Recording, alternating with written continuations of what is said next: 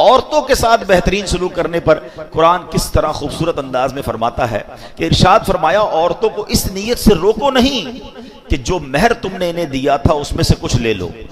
حضرت عبداللہ ابن عباس فرماتے کہ اس آیت سے متعلق یہ اس شخص کے متعلق آیت ہے جو اپنی بیوی سے نفرت رکھتا ہو, اس کے ساتھ بدسلوکی کرتا اس لیے کرتا ہو کہ وہ پریشان ہو کر مہر واپس کر دے یا مہر کی رقم معاف کر دے.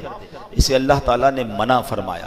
ایک قول یہ ہے کہ لوگ عورت کو طلاق دیتے تھے پھر رجوع کر لیتے تھے, پھر طلاق دیتے تھے پھر رجوع کر لیتے تھے, عورت کو لٹکا ہوا رکھتے تھے, اپنے پاس نہ آرام پا سکے نہ دوسری شادی کر سکے, یعنی عورتوں کے ساتھ زیادتی کرتے تھے. اور کیا آج ایسا نہیں ہو رہا؟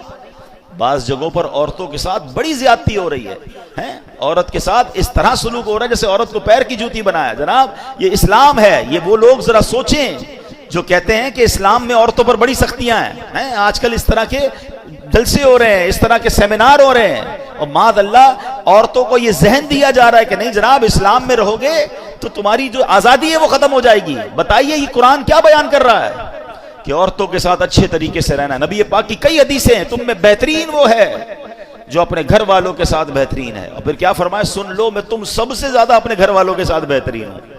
اللہ کے نبی فرما رہے ہیں یعنی اسلام جتنا عورتوں کی آزادی, عورتوں کے لیے سکون, عورتوں کے ساتھ اچھا سلوک, عورتوں کے ساتھ زیادتی نہ ہو, جو اسلام بیان کرتا ہے دنیا کا کوئی مذہب بیان نہیں کرتا. بلکہ چلیے جناب میں تھوڑا سا اسلام سے پہلے کی بات آپ کو بتاؤں. بہت سارے مسائل ہیں کہ انسان نے پہلے عقل کے ذریعے اس کو حل کرنے کی کوشش کی, دین کی طرف نہیں آیا. اب ذرا غور کیجئے, مسئلہ نسوانیت کا مسئلہ ہے, جو نسوانیت ہے فیمنزم ہے, عورتوں کے حقوق کا مسئلہ, ذرا اس پہ بات کریں تو صدیوں سے انسان اس کا حل تلاش کر رہا ہے. ارسطو اور افلاطون جیسے جو فلسفہ تھے, جو فلسفی تھے, انہوں نے بہت مغز ماریاں کی اور عورتوں کی معاشرے میں کیا اہمیت ہے اس پہ غور کیا.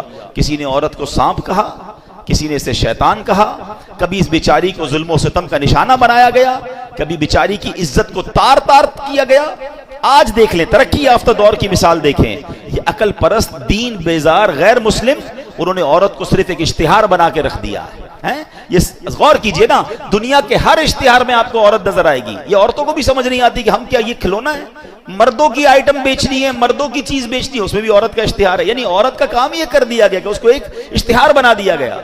یہ صرف دین اسلام ہے جو بتاتا ہے اگر عورت بیٹی ہو تو رحمت ہوتی ہے, بہن ہو تو عزت ہوتی ہے, ماں ہے تو اس کے قدموں تلے جنت ہوتی ہے, بیوی بن کر گھر میں آ جائے تو آدھا ایمان محفوظ ہو جاتا ہے.